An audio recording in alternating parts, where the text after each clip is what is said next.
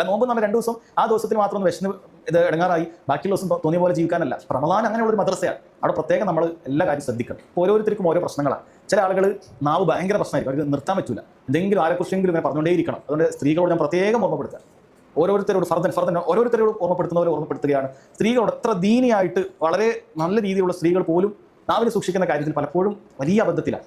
അത് പലപ്പോഴും കൂടി കഴിഞ്ഞാൽ കുടുംബക്കാരെ കുറിച്ച് അല്ലെങ്കിൽ അയൽക്കാരികളെ കുറിച്ച് ഇങ്ങനെ പറയുന്ന ഒരു അവസ്ഥ അവർക്കുണ്ട്. അത് ശരിയല്ല. ദീപത്തിന്റെ അതിന് വിശദീകരണത്തിലേക്കൊന്നും കൂടുതൽ ഞാൻ പോകുന്നില്ല. അതുമായി ബന്ധപ്പെട്ട ഹദീസുകളൊക്കെ വളരെ ഗൗരവത്തിലുള്ളതാണ്.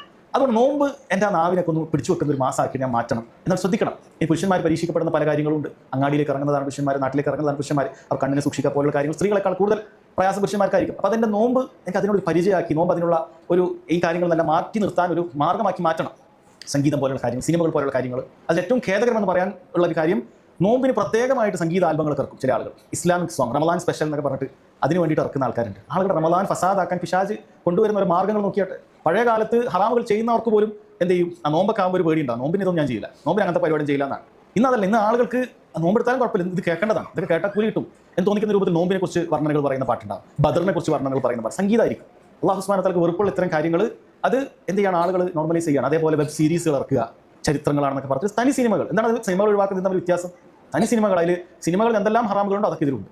അന്യപുരുഷന്മാർ, അന്യ സ്ത്രീകൾ, ഇവരൊക്കെ പരസ്പരം നോക്കി കാണുന്ന രൂപത്തിലുള്ള കാര്യങ്ങൾ, അവർത്ത് മറക്കാത്ത സ്ത്രീകൾ, അതുപോലെ തന്നെ സംഗീതങ്ങൾ, അതേപോലെ ദുഃഖത്തിലുള്ള വിലാപ സംഗീതം, സന്തോഷത്തിലുള്ള സംഗീതം ഒക്കെ റസൂലുള്ളാഹി സ്വല്ലല്ലാഹു അലൈഹി വസല്ലം ശപിക്കപ്പെട്ടതാണ്, ഹറാമാണെന്ന് വളരെ കൃത്യമായി പറഞ്ഞതാണ്. ഇതൊക്കെ ആളുകൾ ഇരുന്ന് കാണുകയാണ്. ഇതൊക്കെ യഥാർത്ഥത്തിൽ ഇങ്ങനെ കണ്ട് അവസാനം കഷ്ടപ്പെട്ട് വൈകുന്നേരം ആകുമ്പോൾ നോമ്പ് തുറക്കുമ്പോൾ അക്കൗണ്ടിൽ ഒന്നും ഉണ്ടാവില്ല, ഒരു പ്രതിഫലം ഉണ്ടാവില്ല. നബി സല്ലല്ലാഹു അലൈഹി വസല്ലം പറഞ്ഞതുപോലെ റുബ്ബ സായിമിൻ, എത്ര നോമ്പുകാരാണ്, ലൈസ മിൻ ഹദ്ദിഹി മിൻ സിയാമിഹി ഇല്ല ജൂഉ വലസ്സു, നോമ്പിനാണ് ഓഹരിയായിട്ട് ബാക്കിയുള്ളത്, അത് പട്ടിണിയും ദാഹവും മാത്രമല്ലാതെ മറ്റൊന്നുമില്ല എന്ന് പറഞ്ഞിട്ടുണ്ട്.